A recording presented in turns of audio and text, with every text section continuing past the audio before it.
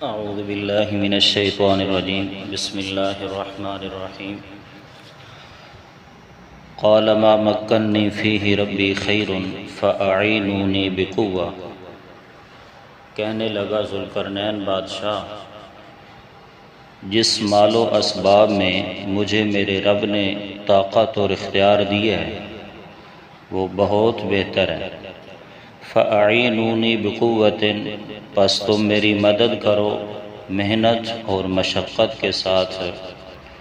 اجعل بینکم و بینہم ردما، میں تمہارے درمیان اور ان کے درمیان ایک مضبوط رکاوٹ ڈال دوں گا۔ آتونی زبر الحدید، چنانچہ لے آؤ میرے پاس لوہے کے تختے۔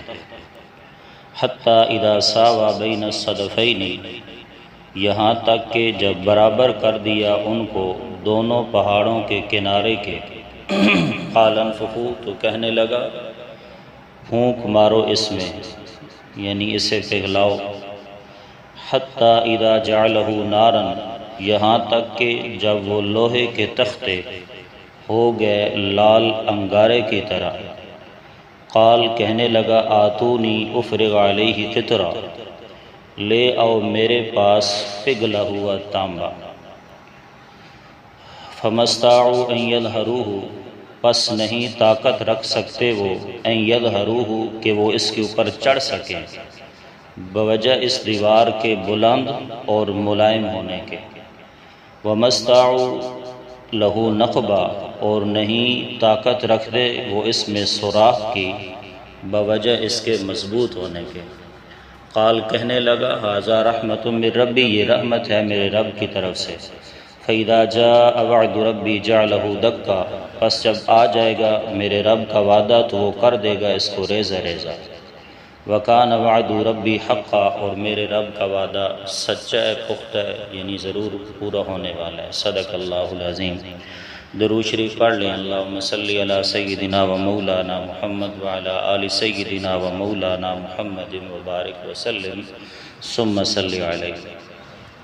سورۃ الکہف، اس کی آیت نمبر 95 سے آیت نمبر 98 تک کا سلیس ترجمہ کیا ہے، اور اس کے اندر ذوالقرنین بادشاہ جو اس نے دیوار بنائی یاجوج اور ماجوج کے درمیان، جس کا تفصیلی تذکرہ پچھلے درسوں میں گزر گیا ہے، اسی کا تذکرہ مزید آگے آ رہا ہے۔ یہ دیوار کہاں پہ ہے یہ بھی بیان گزر گیا، اور یہ دیوار کیسے بنائی گئی اس کا تذکرہ آج آ رہا ہے۔ تو یہ دیوار کیسے بنائی گئی؟ جب یہ ذوالقرنین بادشاہ اکثر مفسرین کے نزدیک شمال کی جانب پہنچا تو وہاں اس نے ایک ایسی شریر قوم کو پایا۔ مثال کے طور پر یہ پہاڑ ہے ایک، اس کے ساتھ دوسرا پہاڑ ہے، اور ادھر لوگ آباد ہیں، پھر پہاڑ، پھر اس طرف یاجوج ماجوج ہیں۔ اب ان دونوں پہاڑوں کو وہ کراس کر کے بستی کی جانب آتے ہیں اور فساد فتنہ برپا کر دیتے ہیں، لوگوں کو قتل و غارت کرتے ہیں، فصلیں برباد کر دیتے ہیں، پانی پی جاتے ہیں، سب کچھ ملیا میٹ کر جاتے ہیں۔ تو ان لوگوں نے ذوالقرنین بادشاہ سے کہا کہ اس طرح کرو کہ اللہ تعالیٰ نے آپ کو بڑی طاقت اور قوت اور قدرت دے رکھی ہے، بڑا مال و اسباب دے رکھے، کوئی ایسی دیوار بنا دو کہ جس کی وجہ سے یہ ہماری طرف نہ آ سکیں، ہم آپ کے لیے کچھ نہ کچھ چندہ بھی دے دیں گے۔ تو ذوالقرنین بادشاہ کہنے لگا کہ مال و اسباب کی میرے پاس کوئی کمی نہیں ہے، اللہ نے مجھے بہت دے رکھا ہے۔ اور یہی جملہ حضرت سلیمان نے بھی کہا تھا، فما آتانی اللہ خیر مما آتاکم، جب ملکہ بلقیس نے تحفے اور تحائف حضرت سلیمان کے پاس بھیجے تو سلیمان نے بھی یہی کہا کہ یہ تحفے اور تحائف واپس لے جاؤ۔ فما آتانی اللہ خیر مما آتاکم، اللہ نے جو مجھے دے رکھا ہے وہ اس سے بہت بہتر ہے۔ تو یہاں ذوالقرنین بادشاہ بھی یہی کہہ رہا ہے کہ اللہ تعالیٰ نے مجھے مال و دولت جو دے رکھا ہے وہ بہت زیادہ ہے، وافر مقدار میں ہے، تمہارے مال و دولت کی مجھے کوئی ضرورت نہیں ہے۔ ہاں مجھے جو ضرورت ہے نا وہ ہے تمہاری محنت اور مشقت کی، کہ میرے ساتھ مزدوری پہ لگ جاؤ، کام کرتے ہیں، مل کے دیوار بناتے ہیں۔ اب ظاہری بات ہے یہ تو بہت بڑا بادشاہ تھا، پوری روئے زمین کا یہ بادشاہ تھا۔ میں نے پچھلے درسوں میں عرض کیا کہ 4 بادشاہ ہوئے جنہوں نے پوری دنیا پر حکومت کی ہے، 2 مسلمان 2 کافر، ایک بخت نصر اور دوسرا نمرود، یہ دونوں کافر تھے، پوری دنیا پر انہوں نے حکومت کی۔ اور دوسرے 2 مسلمان بادشاہ، ایک ذوالقرنین اور دوسرا حضرت سلیمان علیہ السلام، انہوں نے پوری دنیا پر بادشاہت کی ہے۔ اب ظاہری بات ہے اتنا بڑا بادشاہ ہے، اس نے تھوڑی مزدوری کرنی تھی، تو اس کے پاس تو مصری تھے، انہوں نے سارا کام کیا، بہرحال حکم اس کا تھا، اس وجہ سے اسی کی طرف یہ ساری نسبتیں آیات کے الفاظ میں کی جا رہی ہیں۔ تو کہنے لگا میرے ساتھ محنت اور مشقت کرو۔ سب سے پہلے اس نے یہ کام کیا کہ لوہے کے بڑے بڑے تختے منگوائے، ان کو پگھلایا گیا، ان کی اینٹیں بنائی گئیں۔ اب ان اینٹوں سے ان دونوں پہاڑوں کے درمیان دیوار کھڑی کی گئی۔ اس کی بلندی اور ہائٹ اور اس کی چوڑائی کتنی ہے یہ اللہ ہی بہتر جانتا ہے، بہرحال وہ پہاڑوں کے برابر تک اس نے کر دی، جتنے پہاڑ ہیں اتنی اس نے وہ دیوار بلند کر دی۔ آج اگر ہم دیکھیں تو ہم حیران ہو جائیں گے کہ اتنی بلند پہاڑ کی بلندی جیسی دیوار لوہے کے تختوں سے بنانا، کہ جس وقت نہ کوئی مشین ہے، نہ کوئی کرین ہے، نہ کوئی چیز ہے، حیران ہو جاتا ہے، یہ اللہ ہی جانتا ہے کہ یہ کیسے سارا کچھ ہو گیا۔ اور جب دیوار اس نے کھڑی کر لی تو پھر اس نے 2 کام کیے، ایک طرف لوہے کی دیوار تیار کر رہا تھا، دوسری طرف تانبا پگھلایا جا رہا تھا۔ اب جب دیوار پہاڑوں کے برابر ہو گئی تو اس نے کہا کہ لے آؤ جی وہ جو تانبا پگھلا رکھا ہے، اس تانبے کے ساتھ اس نے اس دیوار کو جو ہے نا مزید اس کے مضبوط کر دیا۔ ایک روایت میں آتا ہے، حدیث پاک کے اندر مرسل روایت ہے، ایک صحابی رسول نے کہا کہ یا رسول اللہ میں نے وہ دیوار دیکھی ہے۔ اللہ کے نبی نے فرمایا کیسی ہے وہ دیوار؟ اس صحابی نے کہا کہ وہ دیوار جو ہے نا سرخ اور سیاہ دھاریوں جیسی بنی ہوئی ہے، یعنی سرخ اور سیاہ رنگ کی اس میں دھاریاں ہیں، اس طرح کی وہ دیوار ہے۔ تو بہرحال یہ دیوار تعمیر ہو گئی، اب اس کے اوپر تانبا انڈیل دیا گیا۔ فَمَسْتَعُوا أَن يَظْهَرُوهُ وَمَسْتَعُوا لَهُ نَقْبًا۔ اب 2 باتیں لقمان کہہ رہا ہے ذوالقرنین بادشاہ کہ یہ جو یاجوج ماجوج ہیں نا، اس کے اوپر چڑھنے کی بھی طاقت نہیں رکھیں گے، کیونکہ بلند اتنی زیادہ ہے پہاڑوں جیسی، اور پھر اس میں ملائمت نرم اتنی ہے کہ آدمی پھسل جاتا ہے اس کے اوپر سے، اوپر چڑھ کے بھی اس کو پار نہیں کر سکتے۔ وَمَسْتَعُوا لَهُ نَقْبًا، اور اس کے اندر سوراخ کرنے کی بھی طاقت نہیں رکھتے۔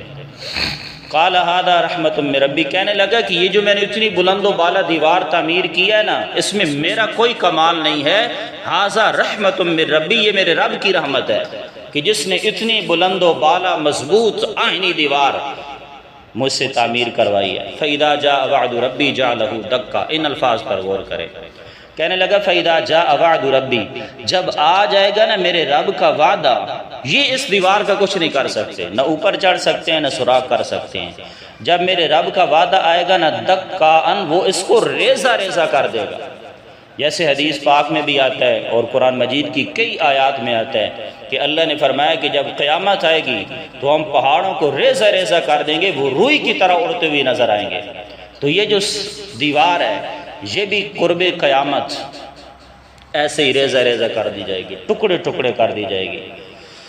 اب حدیث پاک کے اندر آیا ہے، بہت ساری بے شمار حدیث ہیں اور ان کے مختلف سند بھی ہیں، مختلف ان کے الفاظ بھی ہیں کہ یہ دیوار جو ہے یاجوج ماجوج جو ہیں یہ صبح سے لگتی ہیں شام تک اس دیوار کو چاٹتے رہتے ہیں، ختم کرتے رہتے ہیں، کدالوں سے بیلچوں سے کاٹتے رہتے ہیں، توڑتے رہتے ہیں۔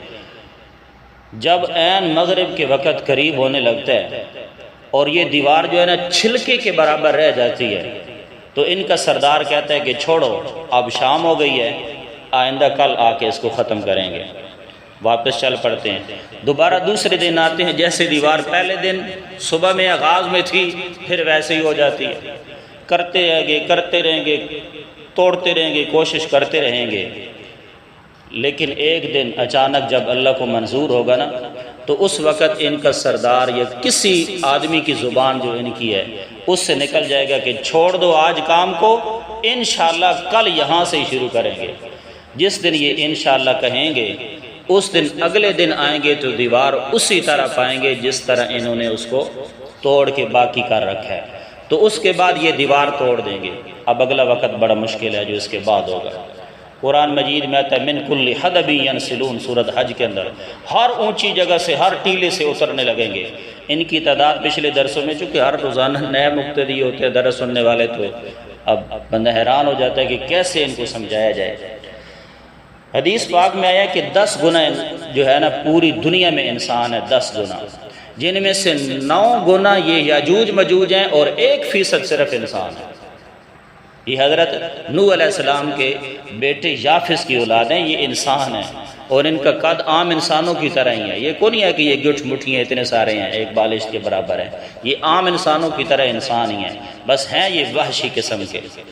اللہ کے نبی صلی اللہ علیہ وسلم نے فرمایا باہر نکل آئیں گے، باہر آئیں گے تو یہ فتنہ فساد شروع کر دیں گے، اور یہ بھی یاد رکھیں کہ ان کا زمانہ حضرت عیسیٰ اور دجال کے قتل کے بعد کا زمانہ ہے، یہ بھی یاد رکھیں، حدیثوں میں آیا ہے۔ یہ آئیں گے باہر، قتل و غارت کرتے چلے جائیں گے، جہاں پانی ملے گا اس کو پی جائیں گے۔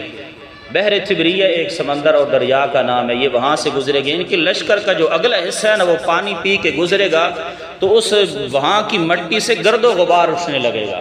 ان کے لشکر کا آخری حصہ وہاں آئے گا تو وہ کہے گا کہ یہاں ہمیں لگتا ہے کہ یہاں پانی تھا، یعنی اس قدر یہ لوگ ہیں۔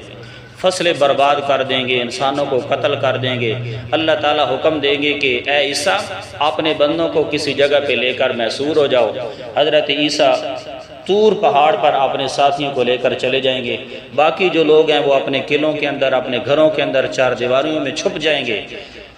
پوری دنیا پر ان کا قبضہ ہو جائے گا اور یہ غالب آ جائیں گے، اور بول کر کہیں گے زبان سے کہ زمین والوں پر تو اب ہم غالب آ گئے، آؤ اب ہم آسمان والوں پر بھی غالب آتے ہیں۔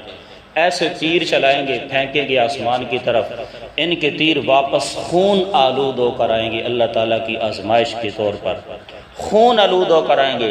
یہ کہیں گے دنیا والوں پر بھی ہم غالب آ گئے، ہم آسمان والوں پر بھی غالب آ گئے۔ اللہ اکبر۔ اس وقت حضرت عیسیٰ علیہ السلام دعا فرمائیں گے، ان کی گردنوں پر ایک پھوڑا پھنسی دانہ سا نکلے گا جس کی وجہ سے یہ ہلاک اور برباد ہو جائیں گے، اور حضرت عیسیٰ علیہ السلام اپنے ساتھیوں سمیت زمین پر اتریں گے، نیچے آئیں گے پہاڑ سے، تو زمین کا ایک چپا بھی نہیں ہوگا جہاں پر ان کی لاشیں نہ بکھری پڑی ہوں۔ اللہ اکبر۔